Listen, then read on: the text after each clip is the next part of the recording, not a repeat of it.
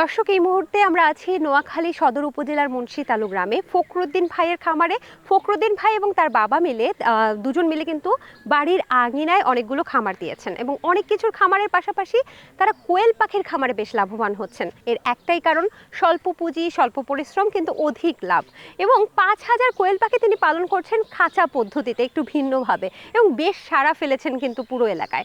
দর্শক, এই বিষয়টাই কিন্তু আজকে তুলে ধরবো। তার খামারে কি কি আছে, কিভাবে তিনি পালন করছেন, কোয়েল পাখি আসলে কতটা লাভজনক, সেই বিষয়টা কিন্তু আপনারা জানতে পারবেন। সবাইকে স্বাগত জানাচ্ছি দীপ্ত কৃষির আজকের এই পর্বে, পাওয়ার্ড বাই কাজী ফার্মস।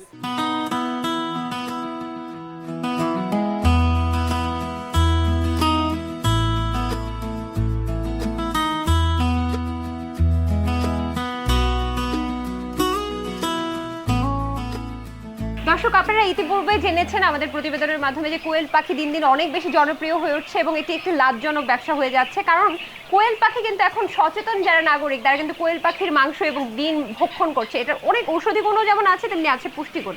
দর্শক, তেমনই একজন খামারি কিন্তু আমাদের সাথে আজকে আছেন এবং তিনি এখানে ভিন্ন উপায়ে কোয়েল পাখি পালন করেন, যেটা আপনারা সচরাচর দেখেননি, এবং তিনিও কিন্তু বেশ লাভজনক অবস্থায় আছেন। ভাইয়া, একটু আপনার কাছ থেকে জানতে চাই যে কোয়েল পাখি এখানে ঠিক কতগুলো আছে? আমার এখানে কোয়েল পাখি 5,000 মতো আছে। আচ্ছা ভাইয়া, আপনি কোয়েল পাখিকে লাভজনক বলছেন, এটা কেন বলছেন? কোয়েল পাখি হচ্ছে যে আমার ডিমের ক্ষেত্রে হচ্ছে যে আমার উৎপাদন খরচ অনেক কম হয়। আমার একটা ডিম উৎপাদন করতে খরচ আমার 1 থেকে 1.5 টাকার মধ্যে থাকে, 2 টাকার মধ্যে হয়।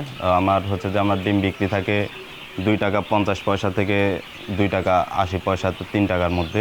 অল্প পুঁজিতে হচ্ছে যে ভালো একটা প্রজেক্ট হিসেবে আমি এই জন্য কোয়েল পাখিটাকে লাভজনক মনে করি। দর্শক, কোয়েল পাখি এমন একটা পাখি যেটা হচ্ছে গৃহপালিত হিসেবে পালন করা হচ্ছে, এবং আমার মনে হয় পাখিদের মধ্যে, গৃহপালিত পাখির মধ্যে বাণিজ্যিক উপায়ে পালন করলে সবচেয়ে বেশি ডিম দেয় হচ্ছে কোয়েল পাখি। এটা বছরে কতটা ডিম দেয়, আপনার কোনো মানে ধারণা আছে এটা? বছরে 300 থেকে 350 মতো ডিম দেয় একটা কোয়েল পাখি। এক এক দিনে কয়টা ডিম আপনি সংগ্রহ করেন? আমার একদিনে হচ্ছে যে 3,000 থেকে 3500 ডিম আসতেছে এখন। সেগুলোর বয়স প্রায় 1 বছর মতো হয়ে গেছে এটার, এই জন্য এখন একটু প্রোডাকশন কমের দিকে আছে। আমার 65%-এর মতো প্রোডাকশন এখন আছে। 1 বছর পরে কি কোয়েল পাখি বিক্রি করে দেওয়ার একটা ইয়ে থাকে? রেট আমরা কমে 1 গেলে? থেকে 1.5 বছরের মধ্যে তখন ডিমের প্রোডাকশন যখন কমে আসবে, আমার হচ্ছে যে যখন আমি দেখবো যে আমার খাদ্যের হিসাবের সাথে আমার ডিমের হিসাবটা মিলতেছে না, হ্যাঁ, এখন হচ্ছে যে হয়তো খরচের সাথে আমার বিক্রির হিসাবটা না মিললে তখন আমি এটা বিক্রির জন্য উপযুক্ত মনে করবো আর কি। আচ্ছা, তাহলে সবচেয়ে বেশি মানে রেটটা কখন বেশি থাকে? মাঝামাঝি সময় না? মাঝামাঝি সবচেয়ে ভালো রেটটা থাকে হচ্ছে আমাদের শীতের সময়। শীতের সময় তাহলে কতটা ডিম পাইছেন প্রতিদিন? শীতের সময় আমি হচ্ছে যে প্রায় 4,000, 3800 থেকে 4,000 মতো ডিম পাচ্ছি। 4,000? আমি সেটাই বলছিলাম যে দৈনিক যদি 4,000 বা 3,000 ডিম আপনি উৎপাদন করতে পারেন একটা খামার থেকে, প্রত্যেকটা যদি 2 টাকা, উনি কিন্তু বলছে 2 টাকা 40 পয়সা, 2 টাকা করেও যদি ধরেন, তাহলে প্রতিদিন কত হয়? এখন তো হচ্ছে যে 3,000 থেকে 3500 হতেছে। তার মানে হচ্ছে যে 2 টাকা যদি হিসাব করি 35 হলে 7,000 টাকা। 7,000? হ্যাঁ। তার মানে 7,000 টাকা প্রতিদিন ডিম পাচ্ছে, যদি 3500 আমরা ধরি। 3500 ডিম, মাশাআল্লাহ মাশাআল্লাহ। ভাই, আপনি কোয়েল পাখি প্রথম কবে শুরু করলেন, কি ভেবে শুরু করলেন? আমি কোয়েল পাখি শুরু করার প্রথম হচ্ছে যে আমি ফেসবুকে অনেকে দেখলাম যে হচ্ছে যে ভিডিও দেখতেছি কোয়েল পাখির লাভবান একটা প্রজেক্ট। তো আমি হচ্ছে যে প্রথম আমি 1,000 দিয়ে শুরু করছি আর 1 বছর আগে। 1,000 দিয়ে শুরু করার পরে আমার 1,000-এ হচ্ছে যে আমি এটার মধ্যে একটা ভালো একটা প্রফিট আমি দেখতেছি। দেখার পরে আমি উদ্যোগ নিয়ে হচ্ছে যে আরও 1,000-এর সাথে আরও হচ্ছে যে 2,000 বাড়ায় আমি 3,000 করছি। পরবর্তীতে আমি হচ্ছে যে এটা প্রজননের ব্যবস্থা করে আমি নিজে বাচ্চা ফুটে আমি হচ্ছে যে আমার কোয়েল খামারের হচ্ছে যে প্রজেক্ট আমি আরও বাড়াইছি। কোয়েল পাখি এটার চাহিদার কোনটা বেশি, মাংসের নাকি ডিম? বর্তমান সময়ে আমাদের হচ্ছে যে নোয়াখালী অঞ্চল হচ্ছে যে ডিমের চাহিদাটা বেশি মাংসের চাইতে। আচ্ছা ভাইয়া, আমি যতটুকু জানি যে কোয়েল পাখি যদি আপনি ডিম থেকে বাচ্চা উৎপাদন করতে চান, তাহলে সেই সাথে সাথে পুরুষ এবং নারী 2 ধরনের কোয়েল পাখি রাখতে হবে। কয়টা ফিমেলের সাথে কয়টা মেল রাখেন? এটা কোনো অনুপাত আমরা আছে? আমাদের এখানে হচ্ছে যে 90টা ফিমেলের জন্য হচ্ছে যে আমরা 15টা হচ্ছে যে পুরুষ পাখি রাখছি। জন্য আপনি হচ্ছে যে একটা বের করে একটু দেখাবেন নাকি? আমার কাছে কোয়েল পাখিই দেখান। এবং দর্শক, আমরা একটা কোয়েল পাখি দেখছি। ভাইয়ার এখানে কেমন কোয়েল পাখি হয়েছে, একটা মেল ফিমেল মিলিয়ে দুটো বের করতে পারেন আপনি। দর্শক, এই কোয়েল পাখিগুলো মূলত জাপানিজ, অর্থাৎ জাপান থেকে কিন্তু কোয়েল পাখির উৎপত্তি। এবং আমার হাতে এই মুহূর্তে, আমি ভুল না করে থাকলে, একটা ফিমেল কোয়েল পাখি। এখন মেল ফিমেল কিভাবে চিনবেন সেটার একটা উপায়, সেটা আমি না বলি, ভাইয়ার মুখ থেকেই শুনবো আমরা। তবে কোয়েল পাখি কেন জনপ্রিয় হয়ে উঠছে এটা আপনাদের খুব ভালোভাবে জানা উচিত। তার আগে আমরা একটু চিনে নেই ভাইয়া, আমার হাতে একটা ফিমেল আমি বলেছি এবং আপনার হাতে একটা মেল আছে। হ্যাঁ আমার হাতে একটা মেয়ে। আচ্ছা, এটা চেনার উপায়টা কি? এই কোয়েল পাখি চেনার উপায়ের জন্য হচ্ছে যে আমার কোয়েল পাখি হচ্ছে যে মহিলা কোয়েল পাখি যে ওগুলো হচ্ছে যে একটু হালকা সাদা টাইপের থাকে, আর আমার হচ্ছে যে একটা কালার দিক থেকে যদি আমরা চিনতে যাই, আমাদের হচ্ছে যে পুরুষ কোয়েল পাখিটা হচ্ছে যে গলার এমনি হচ্ছে যে বাদামি কালার। অনেক সময় কোয়েল পাখির পেছনে ডিম আটকে যায়, যেটাকে বলা হয় এগ বাইন্ডিং। আপনি নিশ্চয়ই এটা ফেস করেছেন। হ্যাঁ। এবং অনেক সময় যদি এটা দেখ। যদি তাদের চাহিদা মতো খাদ্য বা ভিটামিন না দেওয়া হয়, সাপ্লিমেন্ট না দেওয়া হয়, তাহলে ডিমগুলো এরকম হয়। একটু দর্শক দেখতে পাচ্ছেন, এই যে ধরা মাত্রই ডিমটা ভেতরে চলে যাচ্ছে। ভাইয়া আচ্ছা। এটার কারণটা একটু যদি বলতেন। তার কারণটা হচ্ছে যে এবং এই ধরনের ক্যালসিয়ামের অভাবজনিত কারণ, ক্যালসিয়ামের অভাবজনিত কারণ হচ্ছে যে আমাদের এরকম হতে পারে। আর একটা কারণ হচ্ছে যে যদি পাখির সর্দিজনিত কোনো প্রবলেম থাকে তাহলে হচ্ছে যে এমন হতে পারে। এখন এটার কি চিকিৎসা দিবেন আপনি? ক্যালসিয়ামজনিত যদি সমস্যা হয় তাহলে আমরা হচ্ছে যে কোম্পানির হচ্ছে যে বিভিন্ন ওষুধ আছে, ক্যালসিয়াম ওষুধ, ওই ক্যালসিয়াম তখন আমরা ব্যবহার করলে ডিমের খোসাগুলো শক্ত হয়ে যাবে। আর যদি সর্দির কারণে যদি দেখতেছি যে এমন সাদা ডিমের পরিমাণ বেড়ে গেছে বা আমার ডিমের প্রোডাকশন কমে গেছে, তাহলে আমরা বুঝে নেব যে আমাদের এটা সর্দির সমস্যা দেখা দিচ্ছে। একদমই তাই। দর্শক আমরা দেখতে পাচ্ছি কোয়েল পাখিকে উনি কি খাওয়াচ্ছেন। এটা কি খাওয়াচ্ছেন? ভুট্টা মিশ্রণ আর কি, বিভিন্ন। এটা কি আপনি নিজে বানিয়েছেন নাকি দোকান না, থেকে আমি কিনেছেন? এটা হচ্ছে যে আমি কোম্পানির ফিড আচ্ছা, খাওয়াচ্ছি। কোম্পানির ফিড। সেটা হচ্ছে কোয়েল পাখির জন্য অবশ্যই এমন দানা হতে হবে যেটা ঠিকভাবে তারা খেতে পারে। এখন বড় বড় খাবার যদি আপনি লেয়ার মুরগিটা দেন তাহলে কিন্তু কোয়েল পাখি খেতে পারবে না। এখন ভাই আমাকে একটু যদি বলতেন যে আসলে লাভ লসটা কেমন, কি পরিমাণ ইনভেস্টমেন্ট ছিল? আমার হচ্ছে যে এখানে 5,000 পাখির জন্য হচ্ছে যে আমার 5 থেকে 6 লাখ টাকা ইনভেস্টমেন্ট। অল্প পুঁজিতে হচ্ছে যে কোয়েল পাখিটা ভালো প্রফিটেবল একটা প্রজেক্ট। আচ্ছা, তাহলে অল্প পুঁজিতে যে বললেন প্রথম তো 1,000 দিয়ে শুরু করছেন, কিন্তু এখন যে পরিমাণ কোয়েল পাখি আছে, প্রতি মাসে কি পরিমাণ খরচ হয় আর কি পরিমাণ আয় হয়? আমার হচ্ছে যে যেই পরিমাণ আমার মাসে 3 থেকে 3,500, এটার হচ্ছে যে বিক্রি খরচ আমার 7 থেকে 8,000 মতো আসে। খাদ্য খরচ 5,000-এর মতো আসে। পার ডে আমার হচ্ছে যে 2,000-এর মতো থাকতেছে প্রফিট পার ডে। আর তারপরে এগুলো যখন বিক্রি করবেন তখন তো আপনার তো আর কিনতে হচ্ছে না, মানে বাচ্চা তো কিনতে হচ্ছে না। না, আমার এখন আর বাচ্চা কিনতে তাহলে হয় না। একবারে বিক্রি করলে একটা ব্যাচ ধরেন 1.5 বছর পরে কত টাকা পাওয়া যেতে পারে 5,000 কোয়েল পাখি থেকে? 5,000 কোয়েল পাখি আমি যদি 20 টাকা করে বিক্রি করি 1 লাখ। 5,000 কোয়েল পাখি আপনি যদি 20 টাকা করে, 10 1 লাখই হবে। 1 লাখ টাকা। কিন্তু আসলে তো 20 টাকা না, 30 থেকে 40 টাকা। হ্যাঁ, এটা বাজার যখন চাহিদার উপরে ডিপেন্ড করবে তার রেটটা। তার মানে দর্শক, আপনারা যদি স্বল্প পুঁজিতে কোনো কিছু শুরু করতে চান তাহলে কোয়েল পাখি হতে পারে একটা উত্তম পন্থা, তাই তো? আর একটু সচেতন করে দেই ভাই, যে কোয়েল পাখি যে বললাম যে একদম চর্বিবিহীন উৎকৃষ্ট প্রোটিনের উৎস, সেই সাথে সাথে কোয়েল পাখিকে বলা হয় ঔষধি গুণে গুণান্বিত। কারণ হচ্ছে এটা অনেকে ডায়াবেটিক রোগীদের জন্য একটা উত্তম প্রোটিনের উৎস, কারণ এখানে যেহেতু ফ্যাট থাকে না, তাই এই ডায়াবেটিক রোগীদের জন্য খুবই উপকারী। কোয়েল পাখি বর্তমানে যারা নিরাপদ খাদ্য খুঁজছে বা নিরাপদ খাদ্য পছন্দ করে তাদের জন্য একটা উৎকৃষ্ট প্রোটিনের উৎস। ভাই আপনি আরো অনেক বিজনেসের সাথেও যুক্ত এবং আমি যতটুকু জানি আপনি আরো অনেক খামার করছেন, কি কি আছে আপনার? আমার ফার্মে মুরগির খামার আছে, আমার আর হাঁসের খামার আছে, আর হচ্ছে যে আমার কালার বার্ড মুরগির খামার আছে, বড় খামার। দারুণ, পুরোপুরি পোল্ট্রি সেক্টর এবং এই খামার ব্যবসার সাথেই জড়িত। আমি আপনার ফার্মে মুরগি সেটটাতে যেতে চাই, নিয়ে যাবেন? হ্যাঁ, চলেন।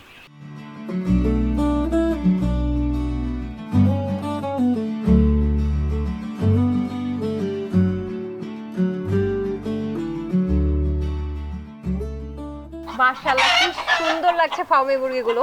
এবং ফার্মি মুরগিকে বলা হয় দেশি মুরগির শ্রেষ্ঠ বিকল্প। এটা কেন বলা হয় ভাইয়া?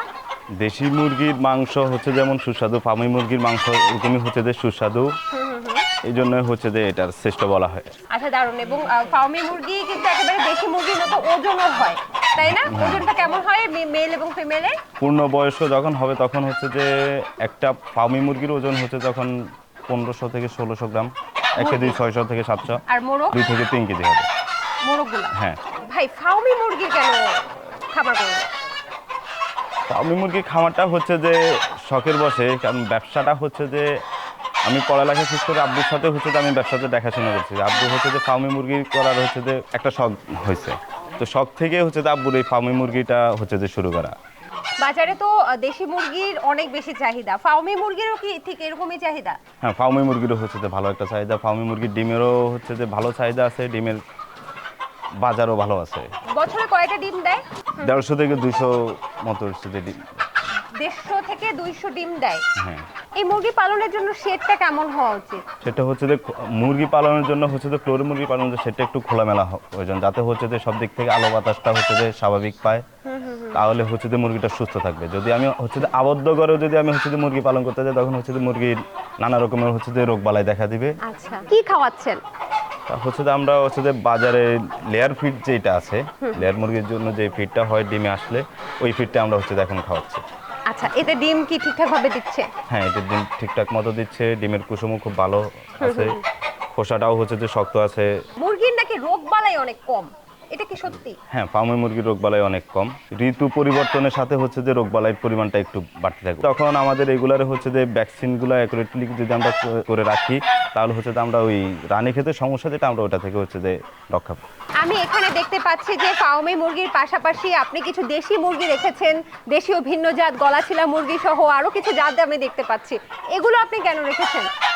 আমার হচ্ছে যে দেশি মুরগি আর ফার্মি মুরগি একসাথে রাখার কারণটা হচ্ছে যে আমি ফার্মি মুরগি, এই মুরগিগুলো হচ্ছে যে আমি প্রজনন করি, বাচ্চা ফুটাই, আমাদের নিজস্ব ইনকিউবেটর আছে, ওখানে আমরা বাচ্চা ফুটাই। তো অনেকের আছে হচ্ছে যে ফার্মি মুরগির একটা চাহিদা আছে, বাচ্চার চাহিদা আছে, তারা ফার্মি মুরগি দেয়। কারো হচ্ছে যে দেশি মুরগির একটা চাহিদা আছে, তারা হচ্ছে যে আসলে দেশি মুরগিটা নেয়। আবার কারো পছন্দের তালিকায় সবচেয়ে উপরের তালিকাটা হচ্ছে যে গলা ছেঁড়া মুরগিটা।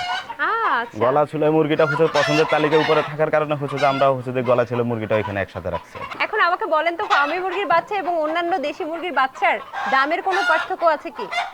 দামের পার্থক্য তেমন না। কেমন, মানে কত দিয়ে সেল করছেন আপনি এখন হচ্ছে বর্তমান বাজারে?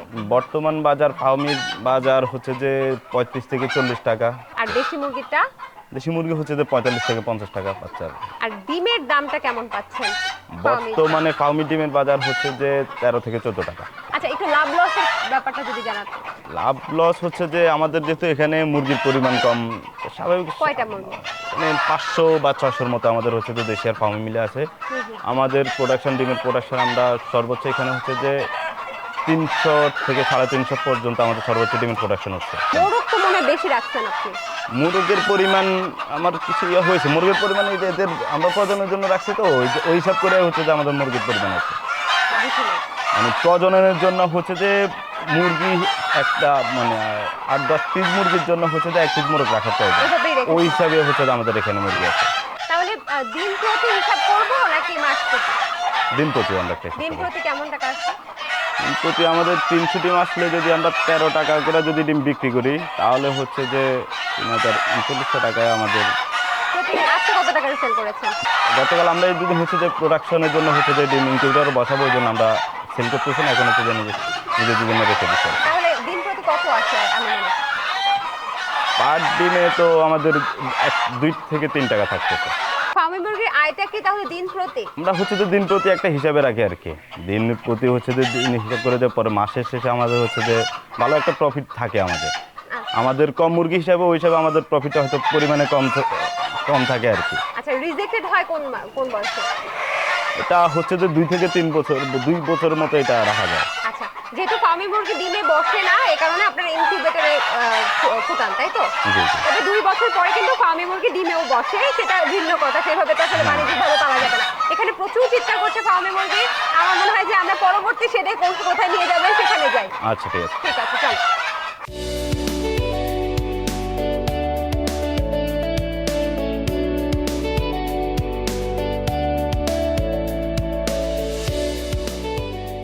দর্শক, এতক্ষণ আমরা কথা বলছিলাম ফখরুদ্দিন ভাইয়ের সাথে, এবং ফখরুদ্দিন ভাই পরিচয় করিয়ে দিলেন ওনার বাবার সাথে।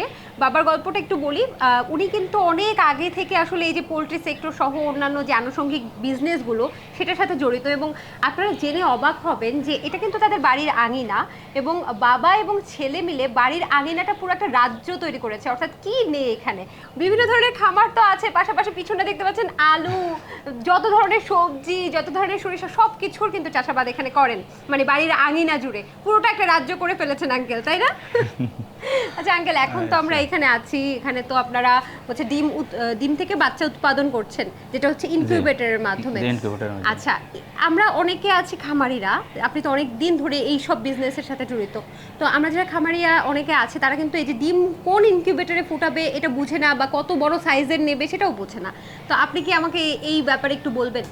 ইনকিউবেটর তো ছোট বড় ইনকিউবেটর আছে, তো আমরা এই সাইজের আঙ্গুর লাগবো। এক একটা ইনকিউবেটারে 4800 হাঁসের ডিম বা মুরগির ডিম, 7200 কোয়েল পাখির ডিম ফুটানো যায়। আপনারটা কি অটো? হ্যাঁ, এটা তো অটো। এটা প্রতি 1 ঘন্টা পর এটা আপ ডাউন, এটা 1 ঘন্টা পর পর হইতেছে। একটু খুলে যদি দেখাতেন ভেতরে আসলে অটো ইনকিউবেটর গুলো কেমন হয়। আমি কি এটা খুলবো? হ্যাঁ, হ্যাঁ। আঙ্কেল খুলি? হ্যাঁ, বেশিক্ষণ কিন্তু খুলে রাখা যাবে না, এতে সমস্যা হবে। দর্শক, এটা হচ্ছে এটা একটু ফাংশন গুলো বলেন না আঙ্কেল আমাকে। এটা 1 ঘন্টা পরে এদিকে আইবো, আবার 1 ঘন্টা পরে ওই টাইম আছে, টাইমটা উঠতেছে। 1 ঘন্টা পর আবার ওই দিক আপ ডাউন করবো, ওই দিক দেবো। প্রতি ঘন্টা পর পরে এটা আপ ডাউন করতেছে। আচ্ছা, ওখানেও একটা ইনকিউবেটর আছে আমি দেখতে পাচ্ছি। আঙ্কেল এখানে কিসের কিসের ডিম দিচ্ছেন? হাঁসের আর কোয়েল পাখির ডিম আছে 3600, মুরগির ডিম আছে 1200। যেটা বলছিলাম আঙ্কেল, ভালো করে লাগান। এটা কিন্তু খোলা বেশিক্ষণ রাখা যাবে না, তাহলে কিন্তু ভেতরে যে বাচ্চাগুলো আছে বা যে বাচ্চাগুলো আসলে ডিম ফুটছে সেটা কিন্তু নষ্ট হয়ে যাবে। দর্শক, আমরা আরো একটা ইনকিউবেটর দেখতে পাচ্ছি, এটাও 4700 ডিম ধারণ ক্ষমতা।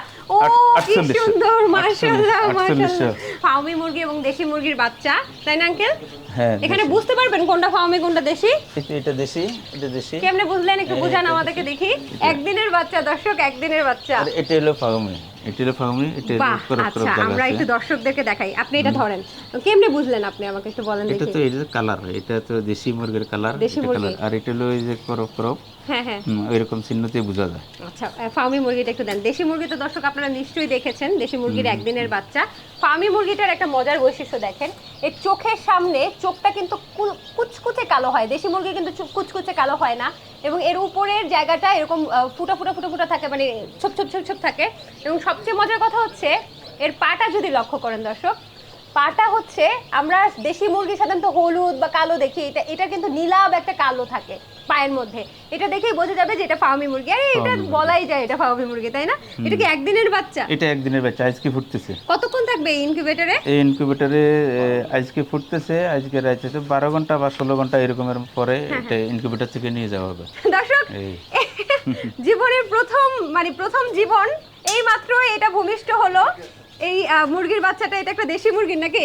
দেশি মুরগির বাচ্চা মাত্র আঙ্কেল কিন্তু ডিমের থেকে বের করলো। মাশাআল্লাহ মাশাআল্লাহ, পৃথিবীতে তোমাকে স্বাগত। এবং দেখতে পাচ্ছেন দর্শক, এখানে যদি তাকান, প্রত্যেকটা বাচ্চা কিন্তু এখানে একটা নির্দিষ্ট টেম্পারেচারে থাকে, এই জন্য বাচ্চাগুলো কিন্তু খুব তাড়াতাড়ি বড় হয়। এবং দর্শক, আরেকটা বিষয় আঙ্কেল, এটা সম্পর্কে আমি কিছু জানতে চাই, আপনি একটু বলেন এটা সম্পর্কে।